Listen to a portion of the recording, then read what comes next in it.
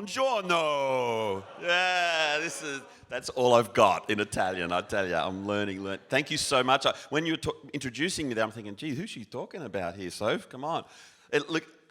Welcome, everyone. And I just first of all like to thank ExpensiCon for this incredible experience, obviously, for all of us being here together, and the amazing opportunity for me to share a few things with you guys. And really, I just see this session as a collaboration. You know, it's about bringing some things to the surface. I think perhaps that we need to have a conversation around. And I could be completely off beam here. You know, so this is sort of test and validate a little bit. But I think there's some things that we're seeing around the world that actually, get off that bloke.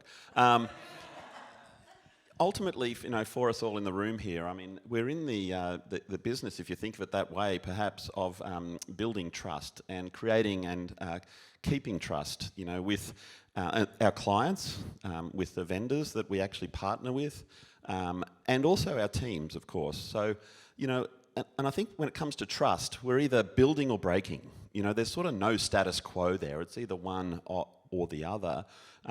So the thing that Soph mentioned, that I've been a part of this profession and tech industry, you know, for close to 3 decades actually, and in accounting close to nearly 40 years actually, in 3 or 4 years' time. So 36 years. I was 8 when I started, I'd like to think, but you know, and in that time, you know, I've seen this. Several waves of sort of this journey with us partnering with the profession, with the vendor community, and some partnerships absolutely thrive. You know, they've stood that test of time. You know, we have partnerships today in the firm still that have been there since 1994, and there's others that just don't actually survive. You know, so they disappear for some reason, and some of that time frame can be quite short. You know, you sort of realise that we don't have alignment here quite quickly, or others can actually go for decades and then just disappear overnight. And so we're going to talk about that as to what actually causes that, what can we do about it, how can we be stronger together. So in some respects, we're sort of at this inflection point. You know, which way are we going to go here? We've built a lot together when you think about the accounting profession and the tech vendor community. And we've participated in a very sort of intensive feedback loop over a long time to actually help each other, really, for the purposes of serving our clients. But there is some concerns. You know, there's this sense that the trust piece is being undermined through activities or behaviours that are threatening us and our relationship and with the vendor community and also the client community that we serve. So this is really about a conversation. I'm going to bring up some points through this session today for us to consider. And this is going to be interactive, you know, because quite frankly, ExpensiCon have brought some of the brightest minds in the world, plus me here, you know, to actually collaborate together. And so I wanted to sort of make this really about the conversation, draw out what are the important areas and points we need to, you know, what's the challenge that exists, and how can we actually work together to really solve this challenge and become better together. So it is that collaboration. And before I sort of go much further, I just want to know who's in the room here. So who's an accounting professional? So you are actually in a firm, yeah. Any vendors that, you know, in a software company? Great, fantastic. Awesome, yeah, of course. You know, so anyone else? Who have I missed? Any truck drivers? Oh, David Leary. Yeah, he's got his category of 1 right here. David Leary, Cloud Accounting Podcast. You know, and for us, you're still part of the accounting professional community. That's right. Yeah. I mean, you know, I don't know if you're older than I am, David. I think we're about the same. I just look 20 years older, so you keep very healthy there. And so it's a collaboration between all of us, really, to unpack how can we continue to build trust and what's occurring that might be undermining that. Let's go back right to the start. You know, we're really, actually, I view that we're in the enabling of client dreams business. And by doing that, by helping them enable their dreams in why they put their business together in the first place, we're part of their integral support team to change lives. And it sounds weird, you know, I went to talk to others, friends and family about this. What are you talking about? You do accounting. No, that's just a vehicle, actually, to enable us to create better quality of life for ourselves and by helping our clients. And this is something, you know, fortunately, you know, we've lived. And there'd be many of you in the room that are feeling this way. I mean, who's actually more excited today about the accounting profession and the business that you're operating than when you first started? Oh yeah, okay, yeah. So, perfect, right? The reason I ask that question is that that's normal. You know, we feel a little bit worn out, we feel burned out, we're feeling overwhelmed. You know, and why is that? You know, we feel a bit jaded, perhaps. Who's been around for more than 10 years in this profession? Yeah, so we're long-standing, and we've probably gone through all these waves of emotion and, you know, feeling as though, you know, you don't have to be as excited today as you were when you first started. But what I'm saying is there is a way to sort of recalibrate that, because you can get back to that. And what we've tended to do, and I'm only speaking really from what I've experienced, is that when we take our eyes off the client and the service, what we're serving and why we're doing it, you know, why are we actually doing this? And we get stuck in the sort of the metrics and the what other people see as success around business. We start to lose that enthusiasm for what it is that we're doing. And when we can change that, we can change that very, very quickly. So for myself personally, my wife's in the back of the room here, so, and we were saying, someone asked, what Jacinta, you know, why do you sit in this room? Well, to make sure he's not speaking any BS. So she's my authenticator, totally. So, you know, and that word, authenticity, or being authentic, I mean, again, that's a part of this whole trust piece as well. And by being authentic, we are also vulnerable at the same time. So if we go back to why we actually started, who actually owns a firm? So or a consulting business? Okay, great. Anyone that's a part of a firm, have you got any aspirations to actually own a firm? Yeah, fabulous. You know, I love this because I'll go back a bit. That was me. You know, as a 24-year-old, I finally found the courage to actually start my own business, and I'll talk a little bit how that actually happened as a collaboration with the firm. It was a de-risking strategy which was perfectly aligned to what was needed at that time. But I honestly felt I'd spent 6 or 8 years building up the courage to actually do that. I had a lot of fear around this, you know, a lot of uncertainty, so we'll talk about that as well. Now, this is the family, right? So we dress up for dinner every night. A little bit of backstory, Jacintha's shaking her head every time I put this photo up. We have 5 wonderful kids. The oldest is now 25 and youngest is 17. And, well, Jacintha would say she's got 6 kids and I'm the 6th, and we've also got a dog. Now, the purpose I put this picture up here is as a parent, as a father and a husband, I just had the dream that I wanted to create a quality of life for us, you know, and in terms of having some choices and freedoms, really. And this is not unusual. I'm sure all of us have this sort of dream that what if I could create a business that actually could provide for my family, but not just financially, it's actually providing time. You know, how can I buy back time from my business, from my life? And this is what our clients want. That's their dreams too. And so tech has been this enabler to do this, and the accounting profession actually has been the enabler, and accounting technology has been the enabler for us, in our lives as well, and for all of us in the room. We have the same vehicle at our fingertips here, and so I'll unpack this a bit further. So our backstory, you know, we had 4 kids in 5 years. It was quite busy. Well, Jacinta was very busy, and I was off creating a business. But it was a partnership. It was a team effort to do that. And the reason, the desire, was to actually have these freedoms and choices. You know, and we all know the price of freedom is not free, right? So there's a lot to do, and you know, there's probably guilt as well that we associate with working the long hours, and but trying to balance that is tricky as well, and I understand that. But if you can create a business in a way that actually serves others and helps others, and with a model that actually sustains you in a way that actually enables you to buy back time in your life, that is an incredible experience. And so we are sitting in a profession and an industry that actually can and does do that.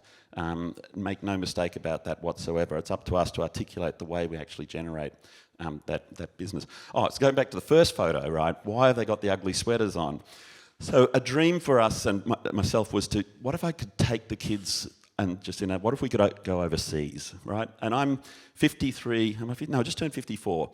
So at 41 years of age, never had a passport, never been outside the country, and I think we've had 42 trips since then, so making up for it a bit. But a lot of it's because of this industry.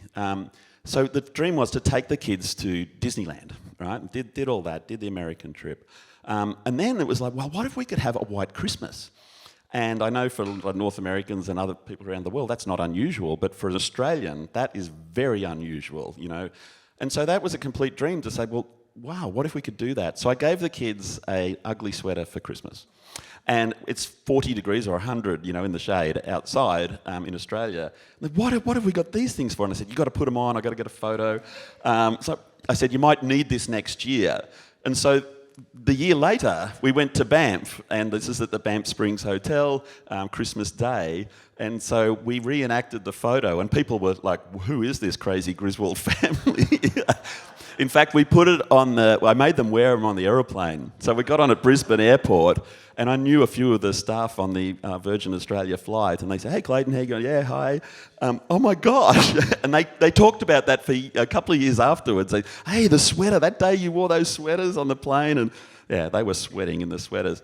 I'm not saying this to impress you or anything like that. It's just to impress upon you that this profession, this industry, and the partnership and coexistence can enable dreams to come true. And that's just a small snippet of that.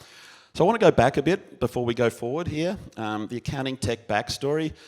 I can only talk about what I've experienced and done and doing, so I want to keep this super authentic. But this goes back 29 years that I can talk about the accounting tech backstory. It existed before that too, in different shapes and forms.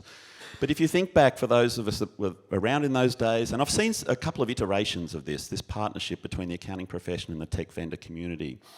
So the backstory goes right back to in the early 1990s, as accounting professionals, we were seeing client data come into the office in a different way. It was very manual, right?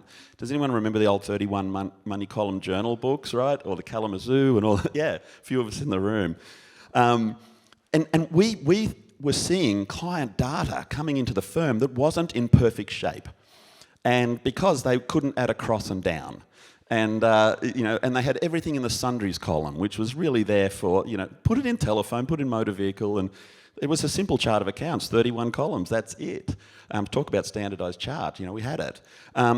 So we got on the front foot to say, listen, why don't we teach clients actually how to make this better? I can remember starting at Price Waterhouse in the late 80s, and I joke to say it was actually called Price back then. But anyway, it merged. It was the big 8 back in those days. And we had clients delivering bookwork that wasn't in great shape, and so we had to fix it up. I know none of this happens today, but in those days we had to fix stuff up that clients were delivering to us. And I can remember, it cost a lot of money, a lot of time. We billed all the time, and the partner in charge said, listen, that was on the client. They delivered poor books to us that year. It cost them a huge amount of money. And he said, Clayton, though, if they come in next year with that same mess, that's not their challenge anymore, that's ours. Because we have not taught them actually how to make this better. So that sort of stuck in my head, and we were teaching clients, how to add up and across a manual book. And we created a book with our brand on it and everything. We ran workshops and all these sorts of things. Now, literally overnight, I had hundreds of these produced. Overnight, accounting tech came along. Desktop software, MYB and QuickBooks in Australia in our market.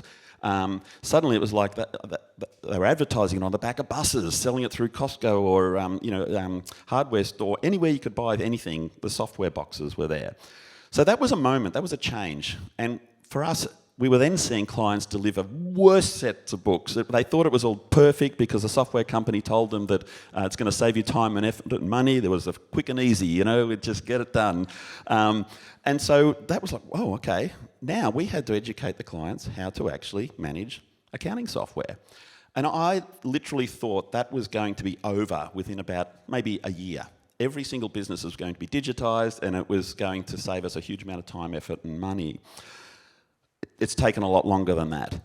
But what we then, as an accountant, an accounting professional, I could see that as an opportunity to actually build out a software advisory business in the accounting firm. And we're talking nearly 30 years ago. And I thought every accounting firm would do that because it's like it's what's known as the adjacent possible, something that's right beside us. It's sort of this shadowy future. A fellow called Steve Pressfield talks about this.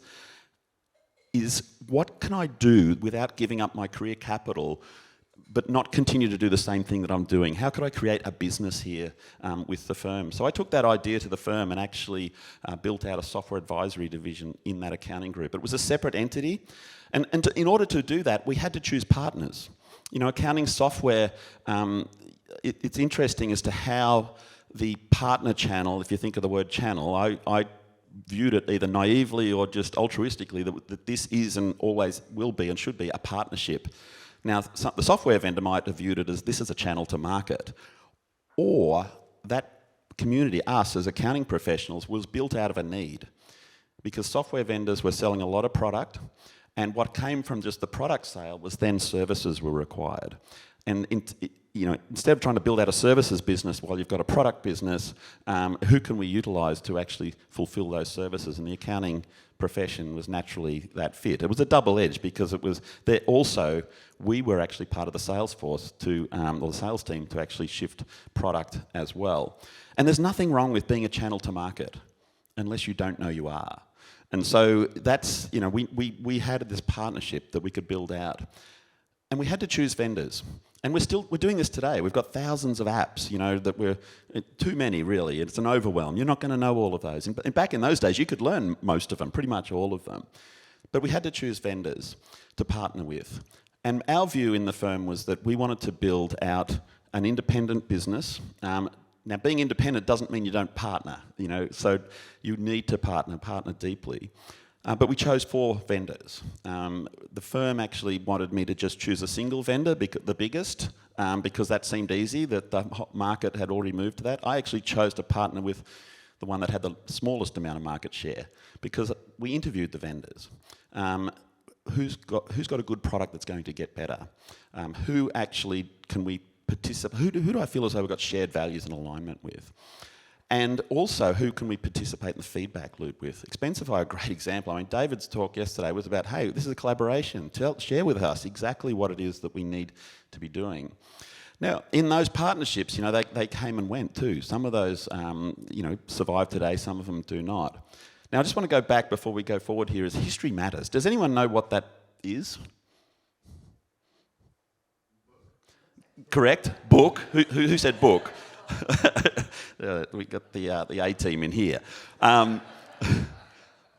Any thoughts about what it is? Yeah. Well, it's not, but that's a really good attempt, Simon. Come on, someone else can play this game too. Any thoughts? Any ideas? Okay, so it was a Franciscan monk back in 1494. David's actually been to his birthplace, I think, haven't you? Yeah, Luca Pacioli, however we want to pronounce that, wrote a book called Summa de Arithmetica. And this is actually the book. There's a couple of them in captivity around the world. I found out that there was one in a library in New York. And I just figured, I was in New York one day, I thought, I should go and have a look at that book, not knowing that it was in the private collection. And you just can't toddle on in there and say, can I have a look at this? But funnily enough, I did actually get to look at it and open it up and have a read of this. Just on that, a little side note, thoughts are things, by the way. So this is about manifesting and just thinking of something. Don't focus on it, just put that out to the universe and get on with your day, basically. But there is always a way. Always a way. When you think of business, you think, how can I create a business? How can I actually create a quality of life? How could I just create something that's in my wildest dreams, I could have time and money and live a great lifestyle by serving others. These things happen. You've got to have the thought first. There's so many examples through my life that this actually occurs, and you can train yourself to manifest things to happen in your life. So I had washed my hands. We had to go through a whole cleansing process because people say, how come you haven't wearing a glove? I mean, this thing's 500 years old. And so it was quite a moment. I didn't understand anything in it. It's all written in Latin. I couldn't understand a word, but I knew, and I saw 1494 on the front of it. The reason I'm bringing this up is because we have a deep, deep history in the accounting profession, 500 years. The tech community is a relatively new thing. Technology's always been around, in one shape or form. But the tech community is essentially partnering with the profession is a 20, 30, 40-year recency. So the point about this is this history, and that book actually unpacks or sets down the double entry bookkeeping. And also statistics was actually, that is the basis of statistics and double entry bookkeeping. Actually, funny side note, Pacquioli actually collaborated with Da Vinci on that. What's it called with the man? Yeah, golden portion. So that was a collaboration with these guys. So, and so the point of that is that we are custodians effectively at this moment of a profession that's been around for a long, long time. So how can we make for a future generation? How can we make this better? And so when we think of partnerships, there's probably 4 phases of partnerships, but I'm going to touch on 3, and I'll mention the 4th at the end. But the 3 phases of partnership. So when we talk about partnership, some partnerships last for a long, long time, and some actually disappear quite quickly. And a partnership sort of starts out where the partners love each other. It's like, hey, we're excited about this. We're going, I trust you completely. We were meant to be here. And so you have this sort of love affair really at the start. The next phase that sort of happens is where we start to question each other. And, in essence, that's not actually really a bad thing. It's like, hey, what about this? Why are we doing it like that? Because it can actually lead to iteration and improvement in what we're doing. The third phase, though, unfortunately, then we sort of despise each other. and that's the end of the game. Now, the 4th phase, really, that I'd like to introduce here is there also is an opportunity for recalibration, to go back to that first phase. Second phase are quite healthy. But unfortunately, you see a lot of this. And so, but why is that? Why does that actually happen? And I think a lot of it has to do over the years and through just personal experiences that we fail to recognise on the way into that partnership that we don't have the same shared alignment as far as a values point. And when you think of values, and we cloud that because we maybe have a vested interest, or we can see I want to actually achieve something here, and this is a pathway, this partnership is a vehicle to enable that. Nothing wrong with that, but when you wake up one day and you realise, well, gee, we don't have the same shared values because of a behaviour, because of an action, then that can be a problem. So I just thought about, well, what do we as accounting professionals actually value? And this is a short list. I'd like to hear your thoughts on other things that sit around this. But just to start off with, we happen to do accounting, but we're in the relationship business. We're in the knowledge transfer business. We're actually in the psychology business. Who's felt like a psychologist at different times working with clients? Which has a bedrock of integrity, and that's our ethics and integrity are actually the bedrock, and that's under threat. Even within the profession, we do a pretty good job of trying to unwind ethics. In some behaviours of big firms, small firms, that does happen. So we have these ethical standards too, that actually exist. We have some rails to run on, that actually gives us some solid ground, or belief that there's solid ground anyway. We're service orientated, we serve clients. We love certainty, we want to know that is black and white. That is, yep, I totally agree on that, or I can bank my future on that, or our client relationship off a partnership we have with a vendor. We do believe in partnership, it's the cornerstone of our business model, if you like, as well. Collaboration is a huge part of what we do. I mean, this fraternity, and I've done work in a few other markets, I suppose, outside of accounting, we don't see the same collaboration, that we see in this community around the world. And we also understand that it's about making a contribution to others as well. Is there any other values that you can think of that, that are at the core of you or the profession? Accuracy. Yep. Timeliness, if that's a value. No, but accuracy, yeah, which ties into the certainty piece too, I suppose, as well. Yep. What else? What else do you think, this is why I do what I do, this is why I'm a part of this? Confidence, yep. And transferring that confidence too, you know. I mean, you sort of got to have it to share it, really. Yeah. Respect, yeah, absolutely. Value creation. Yep. So, great point. I mean, the value creation piece is, and there's a great book actually. A fellow called Tim O'Reilly. Does anyone know of him? He created the first internet page, basically, O'Reilly Media, and it was essentially a list of all the internet pages. It was a Yellow Pages directory. Thought, and it got quite big on them, but they couldn't do it. And then the first ones to create banner ads, actually. Oh God, that person. But Brian Irwin, who was sort of an integral part of that team, has a quote. You know, we should create more value than we capture. And so that side of the ledger is like, are we actually creating more value than we do capture? You know, is an important thing, because you can. That's part of sort of knowing that we've actually contributed more than even what we're actually receiving. Doesn't mean you're a martyr around not actually having a business model that sustains you and your family and clients. Yep, great. So I think we're on the same page there. Now, why do some partnerships finish and why do some continue on for what seems to be infinitely? What I've realised is that there's two playing fields. Now, this came from a book called Finite and Infinite Games by James Cass. And actually, Simon Sinek, a few years ago, 3 or 4 years ago, wrote a book called The Infinite Game, which is a lot more centred on business and unpacking why is it that, you know, that these two games exist, but also which game are we actually playing. Now, James Cass, I actually heard this mentioned by Mark Andreessen. So Andreessen Horowitz, Netscape was the business he created, and Andreessen Horowitz, one of the most successful venture capital firms in the tech community globally. He actually spoke at QB Connect a number of years ago, and someone asked him, he said, how do you know who to back? And he said, first of all, I want to know which game they're playing. Well, it's like, that's the moment. What do you mean? There's more than one game. And essentially he referenced this book to say, look, there are finite and infinite games that are going on all the time in the world, and we need to know what they are, what differentiates these two games, but also what game are we playing, what game is the clients that we serve playing, and what game are the vendors, partners that we partner with playing. Because if you're playing two different games on two different fields, but you believe that you're on the same playing field, that's a duality, really hard place to exist, and eventually you'll realise that you're not on the same playing field. So what are these two games? The finite game. So the finite game, the purpose actually of this game is to finish the game.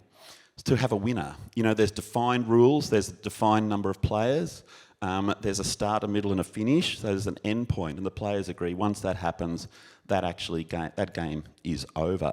And you think of sport, you know, like we know the players, we know the rules of the game, and we know that there's an end point. The other game, the infinite game, now the purpose of this game actually is to continue playing the game. And, you know, Simon Sinek talks more about from business. Business is an infinite game. However, certain businesses are finite in the way they actually act and behave.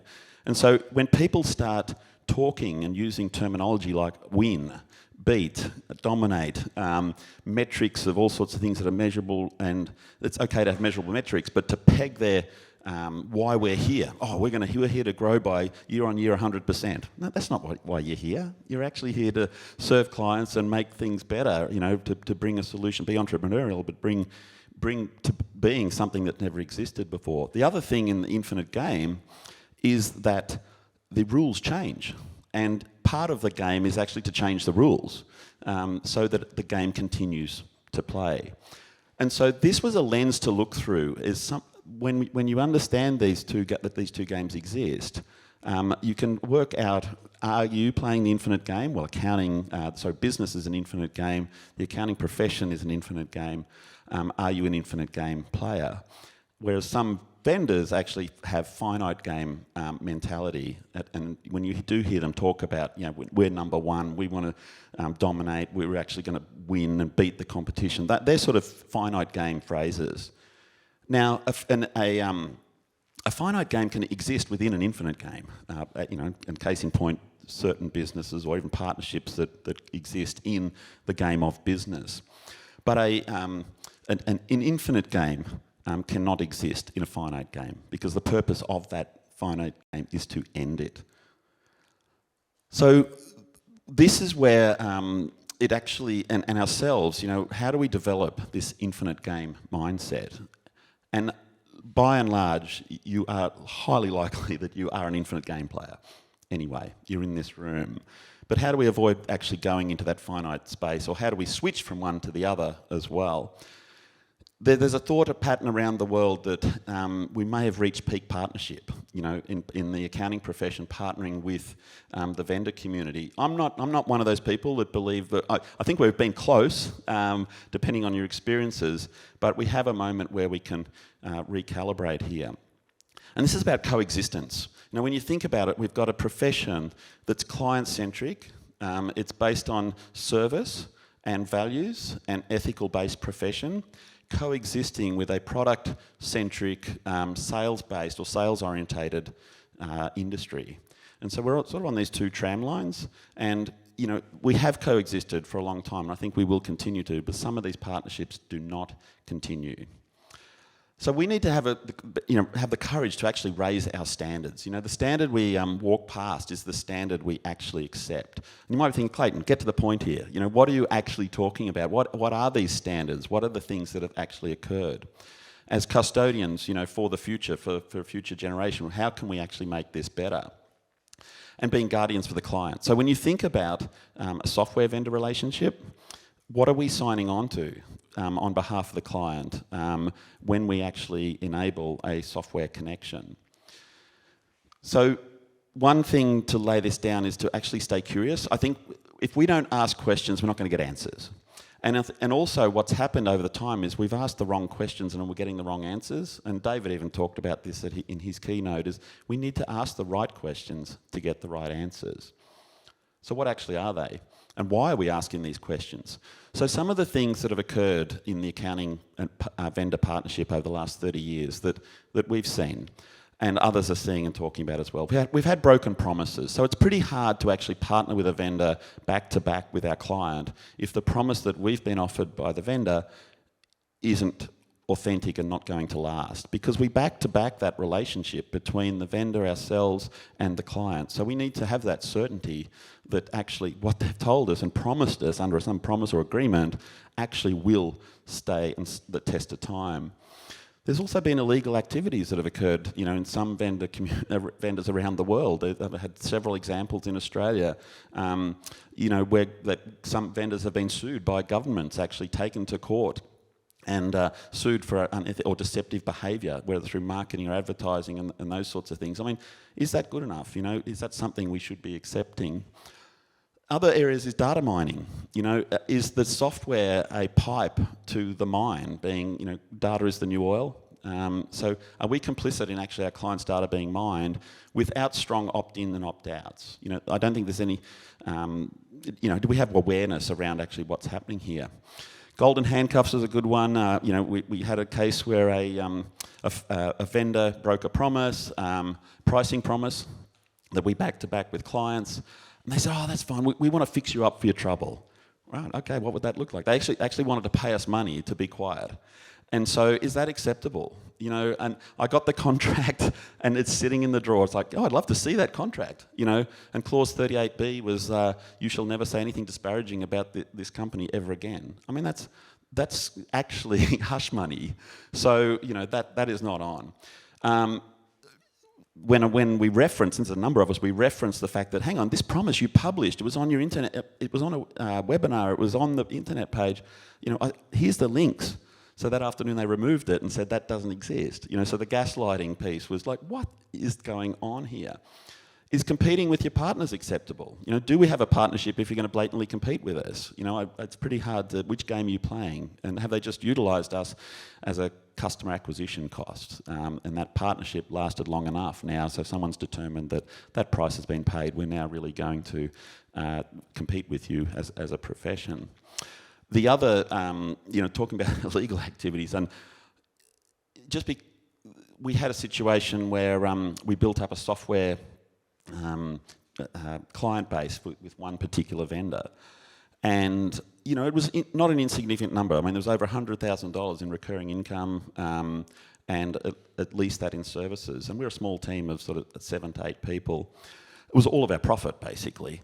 And then overnight, we were looking to sell that to another partner, which sort of happens in partner networks. You can do that. And then overnight, the founder of the company actually took our client list and actually gave it to the other partner. And all of the income stopped, and now the other so-called professional had our client list. We didn't pursue that in court because it was just going to get tied up, and I would end up having to sign an NDA or something that says I can't talk about this. It had happened for us, not to us, to be able to freely talk about that. So the point on that is what's written into every partner agreement to actually stop that. I haven't seen much around that. Obviously there's court proceedings you could take, but that's not part of the infinite gameplay there. So this question for us as professionals, are these behaviours acceptable? Because the challenge here, some finite game players in the vendor community are tainting it for the rest of the vendor community. Because not all vendors are like this. In fact, there's very few of them. But it's sort of saying that this is acceptable because we're getting away with it. And it's teaching us to distrust, which creates inertia because we're not then going to deeply partner. We'll partner with suspicion, and that's not a true partnership. So where do our professional bodies stand on these sorts of activities? Fairly quiet, really, around the world that I've seen on this. And in fact, it could be argued that the professional bodies are actually complicit in receiving income from the vendor community that's sort of keeping them that way. I think, this needs to be from the bottom up. We need to be able to talk about this as a profession. Do we really understand what's in those partner agreements? What does that word actually mean? They're very, very legalistic type documents. In fact, different firms can sometimes sign different partner agreements for the same vendor, depending on your size and strength, because they'll modify it. And why aren't we all signing the same partnership agreement? What does a term mean when it says we are a platform, and everything that's on this platform, we can view that information for the purposes of actually offering services to you as a customer. An example is looking at clients' balance sheets. Some vendors are doing that, and then they're selling loans to the client. Targeted campaigns are being sent to the client because they know that balance sheet is showing that they've got a pending cash flow crisis. Now, that's a risk because who knows that the balance sheet's perfect all the time? It's not. But that activity is actually happening. So as a community, what questions do we actually need to ask these vendors to ensure that if it is happening, are we okay with it? How do we opt out of it? How do we actually opt into it if we think it's acceptable? As accounting professionals, creating a data file for a client, we're actually effectively accepting those terms and conditions without, in many cases, having a conversation with the client as to what we're all signing up for. And so what leadership role can we take actually to identify what are the questions we actually need to be asking of the vendors? Simple things like, is there a register of those that have been prosecuted by the government for illegal activities? I mean, now, I'm not standing here saying, well, that's actually a red flag. It's up to us individually perhaps to decide, is that a red flag? Is there forgiveness there? Was it just an error and they got caught out on something? Or was it a campaign that they ran and suddenly got fined $141 million? So, do you have an opt-in to mine the client data? So some vendors have put a stake in the ground and actually said, this data is the client's data. Others are not saying. And so, there are vendors that have said that. It is the client data. We're custodians. I view them as more of an ethical data custodian rather than... And they could clearly articulate to us, we'd like to actually utilise this data, or would you like us to utilise it for you to do benchmarking or to do cost comparisons and things like that. That's an opt-in. Yeah, and show me how I opt out. Show me how I can actually take my data off your client base, off your database. Why do you need to keep it infinitum?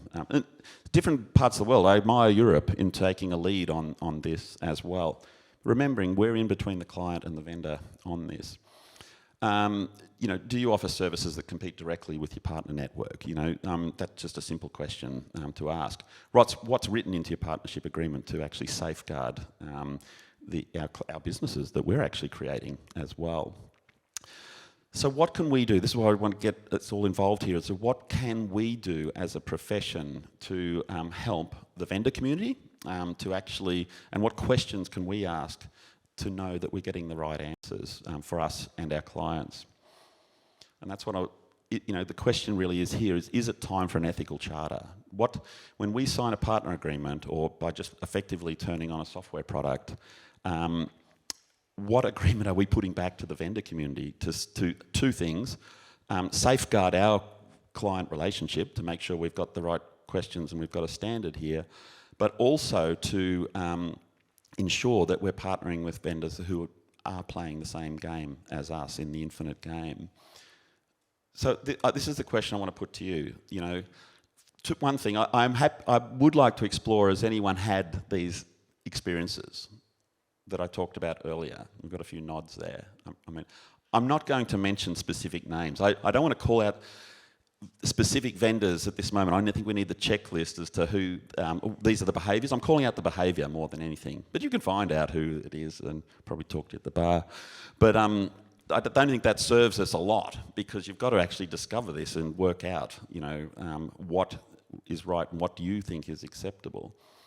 So what are the questions we actually should be asking the vendor community to help us discern who's on the right playing field here, but also to help them demonstrate clearly to us that this is a partnership. Has anyone got any thoughts on that? Simon?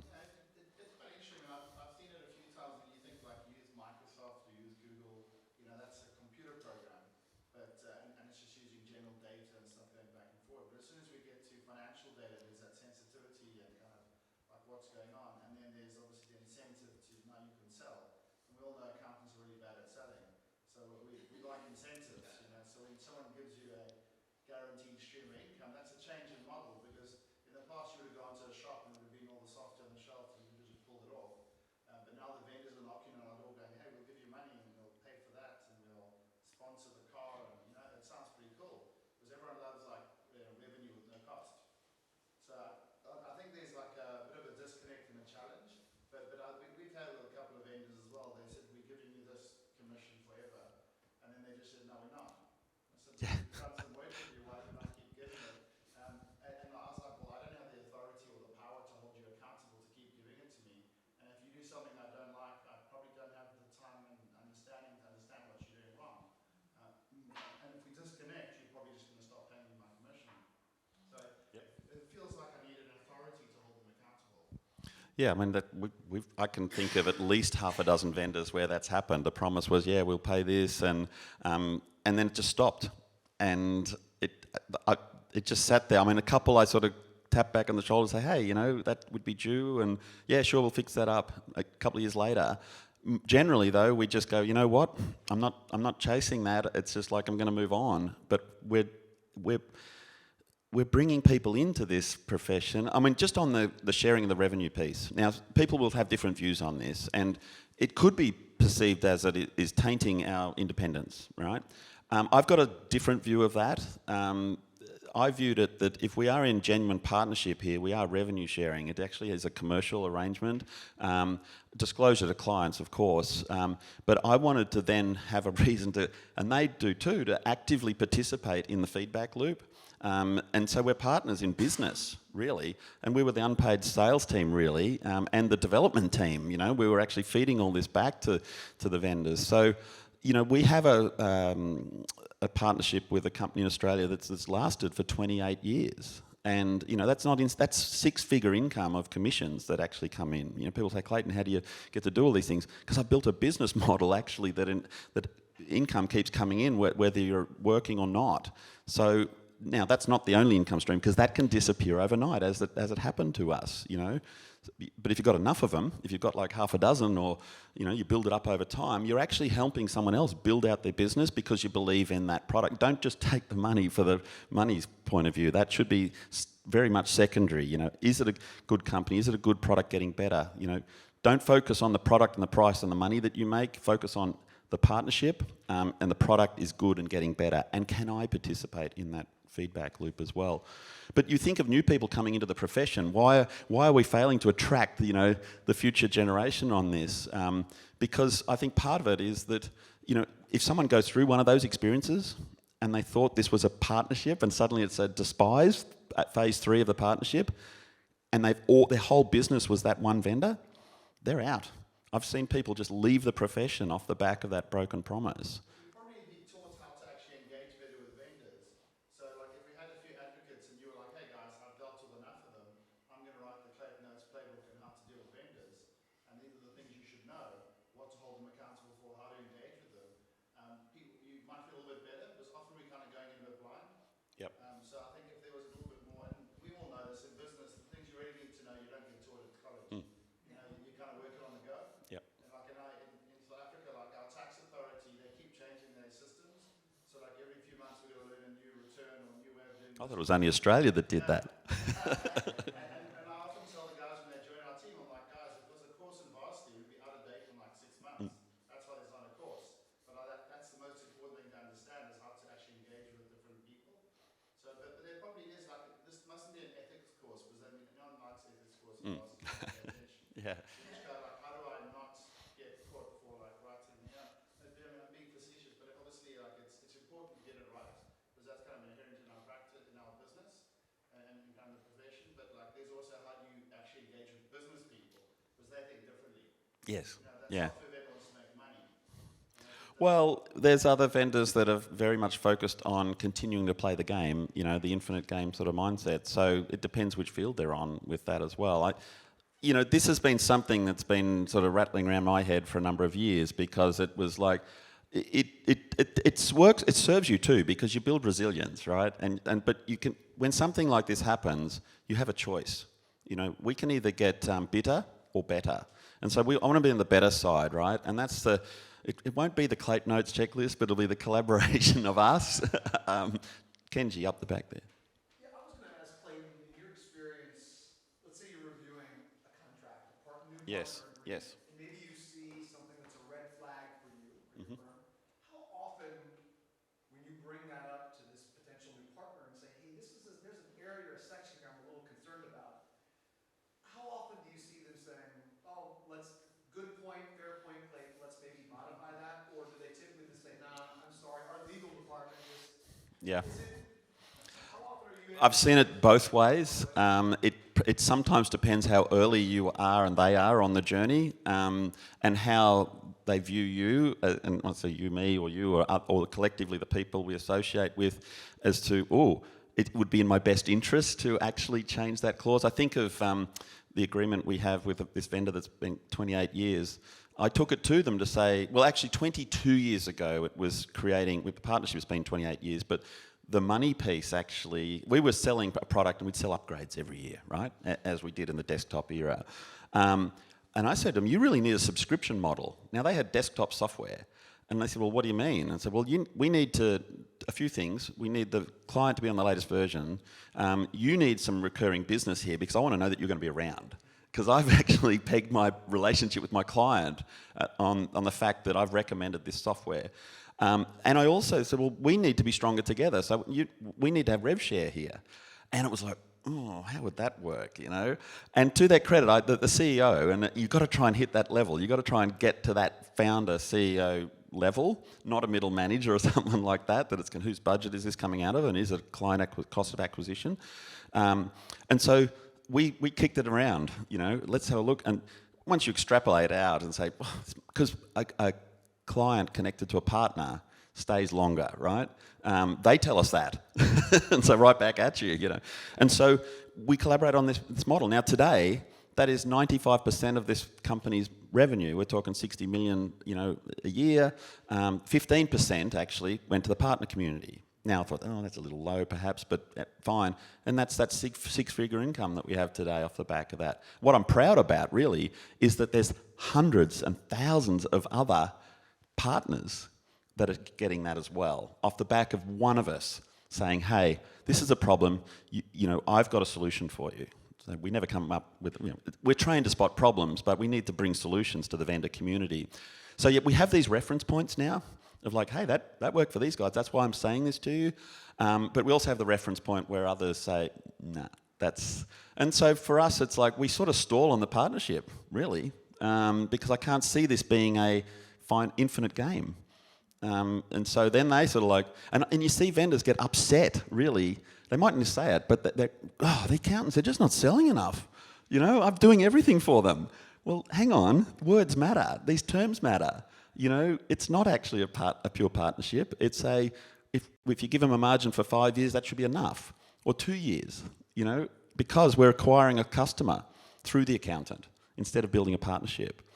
So I would always be bold and brave to go there because I'm really trying to help you as a business, as a vendor. I want you to be strong and go here and us work together. But some of them will just not get it because they've got other references of other companies that, their scorecard's fantastic and they don't do that. Okay, well, that's up to you. And I do say to the vendor community, you guys don't actually have to partner with the profession. We're going to be fine. You don't partner with the profession if you're not going to be a good partner. Go direct. You know, good luck. We'll see you in a few years if you want to come back round and we can have a conversation. So us as professionals in this room and leaders need to have those conversations, articulate from a business perspective as well as a cultural sort of build-out, and maybe they're just playing two different games. Maybe they're on the other playing field. But I would definitely go there. I go there with every vendor I'm talking to. What's built into your partnership agreement to make this last forever? And, you know, it's not just the money piece, but it's actually recognition of that partnership. So Clayton, I like how we bridge this like infinite game to the apps, all these add-on apps in the vendor community. And what I've seen in the last, you know, being deeply involved in this, and I remember at Small Business Web, when you talk about ethical things, like how long they had the data pitching this into Small Business Web a decade ago, right? And people are like, what are you talking about? But what I see now is fintech's very hot. Tech startups in San Francisco are high. People used to get into tech because they wanted to change the world. Now people are just getting into tech to make money. And there's a lot of founders that will just found a company, those are 3-year exit. Well, they're getting in to get out. Yeah. Get out. And I'm really like thinking as you talk about this, they're in a completely different game. They're not in the game to solve small business problems. They're not in the game of helping cash practices. They're not in the game of helping. They're in the game of making money for themselves and getting out of the business. And like applying this as you select partners is very interesting. Like you bringing that to tying that together, my brain is. Yeah, totally. And that's the. So we just haven't had the conversation, I don't think, you know, and when you think about and the awareness or the toolkit to enable people to discern this, you know, what are the right questions to ask? And then the response individually would have to assess whether that's a yellow flag, red flag, I'm okay with that, you know, that's fine. But if we have no awareness to start with, what you're going to get is an experience at some stage. And that can literally break you or and the vendor community then gets, you know, loses out there because the next experience is going to be with suspicion. And it's a bit of a race to the bottom, actually. So, yeah, I think, Simon, to your point, you know, it's like, what are the questions? That's why I want to keep this collaboration going. You know, ExpensiCon put up there to keep this conversation going because when we live this, we're sort of in silos a little bit until we were able to freely talk about it. And for me personally, it's just been, I think this is what has kept me up at night over the last few years. Are we going to leave this profession better than we found it? And as a custodian, and are we bold and brave to actually step into this and be respectful partners, but ask the right questions? We just haven't done it. And sometimes they just won't answer, but that's fine. That's really on them, you know. So, yeah, that's where we're at with it. So is it time to have some sort of ethical charter or these series of questions? Do people feel as though that would be worthwhile? I still like the idea of like having like almost a validation kind of group that accountants say like we trust if they say that person follows the right thing because we don't have the time to check it for these things. So if someone else can say they've gone through a process, we're happy that they're doing it, and we hold them accountable. And when they release things, hopefully we're seeing the generic partner proposal that doesn't get edited by reading. But if there was a way to control that and almost like give like these guys are doing the right thing, and if something's not right, much like you have like an ombudsman you go like, this guy's doing something wrong, like Clayton's not going to get like a QBO to listen to him. But if we have the 10 people in here, and if you don't listen, we can let our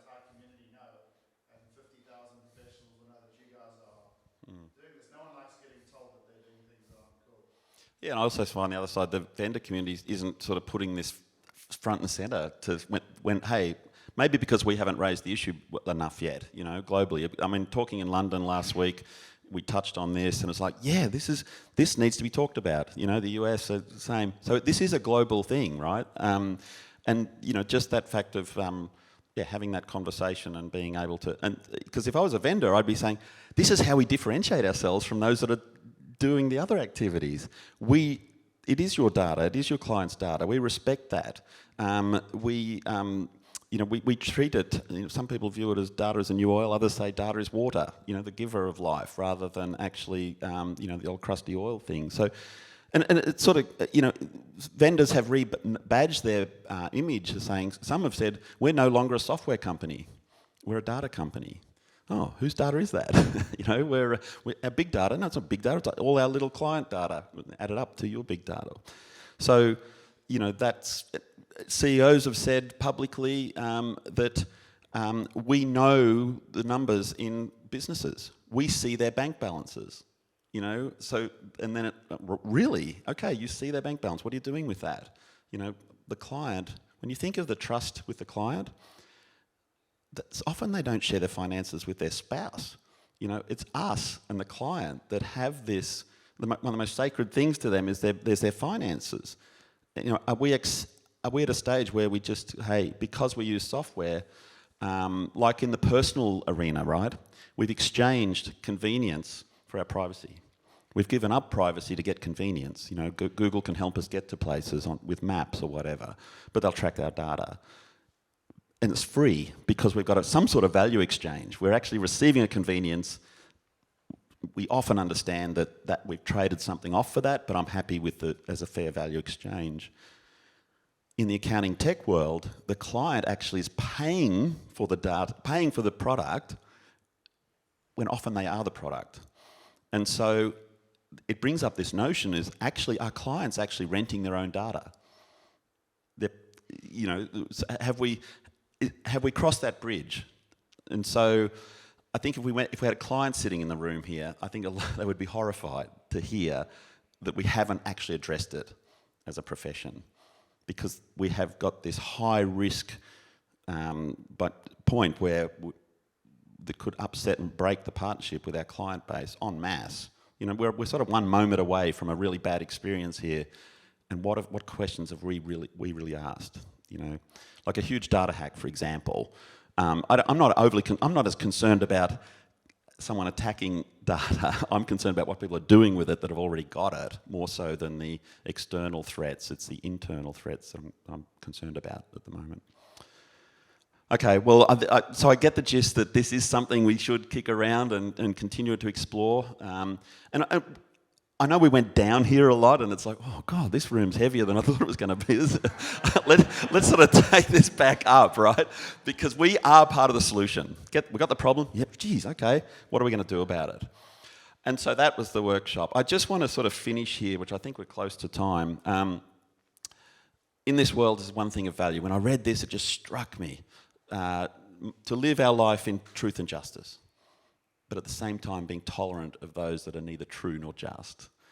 And we see a lot of, behaviours, not just in our business world, but our political world, a lot of things that people, we see, that's not right, or that's not just, and then we take it on. We take on the world, we take it into us to actually sort of own that, and that impacts and affects us. So we have to actually, I think, know it, be brave enough to sort of call it out, but also understand that there's a level of tolerance that we need here. It's just it is the sort of the way the world works, really. There are two games. We're not trying to make one game here, by the way. Those two games do actually exist, and they've existed forever. Now, a pretty wise guy, Marcus Aurelius, I don't know if anyone's read Meditations. He was a Roman emperor in the 2nd century. Just down the road, and so it's pretty unreal, isn't it? I've used this quote many times around the world, and I was going, literally just down the road. I mean, I went past his statue the other day, and I was a fanboy. Look at that, like one of the great emperors, and very, very just guy. The book he actually wrote, Meditations, was sort of memoirs to himself, and they were private, and they were discovered after he died, and so it's been published. So none of this is really new.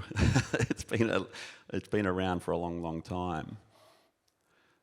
And really it's ultimately about going further together. You know, not just us as professionals, but actually deeply partnering with the vendor community. It has been an incredible journey, you know, and we've got so much further to go. We've just started. This is just a page 1, chapter 1 in this journey. If we think 100 years, you know, I know we've got this concern about AI and, you know, I think the bigger issue is trust. You know, are we building or breaking it? That is the real issue at the crux of it here. So let's continue the discussion. We've just started, and I truly believe, though, together we will come up with some things here that are important to get down. Even if it's just that initial list of those questions, let's ask those questions because we're running blind. We're flying blind a little bit here at the moment without actually asking these questions and put our feet in our clients' shoes. I mean, I think they think or would expect that we've already asked these, and so. And I haven't seen this list yet, so let's build it out together, get them clear questions, clear answers, not trying to convince anyone to answer a certain way or anything like that, but hey, these are just a few questions we'd like to ask back to you. I think that's the way to start. That's it, that's me. Thank you so much for being in here, and yeah, just a pleasure to be able to start the conversation. Your real number?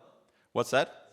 Oh yeah, that is my number. Actually, it's the office number. So just a little life hack here. If you've got your own business, we had a receptionist I don't know, 20 years ago, and she went travelling and thought, oh no, now I've got to find a new receptionist. And we brought the office at home actually 22 years ago with a team of 8. We sort of built a separate building in the house there, and no one's in there anymore. It's just a complete mess. It's just my stuff. But when she left, I found a little reception company that was an outsourcing business, and we've had them hired for 22 years. People, when clients or other orgs ring up, they think, oh yeah, I spoke to Mary. Oh yeah? Like they think we're this huge thing, right? And it's 24/7 because they man the actual fire brigade service in parts of Australia. So this is a little side hustle for them, and I've recommended it to advisors and clients, and yeah, we teach them how to, it was an offshore, it was inshore offshore almost, back 22 years ago. So, and it cost 1/20th of the price of having my receptionist. So yeah, speak to Mary, Fred, Graham, Bill, whoever you're going to get. But yeah, love to keep in touch and continue this conversation. And let's create something that actually makes a difference to others, helps crystallise, you know, is this the infinite game that we're all a part of? Thank you.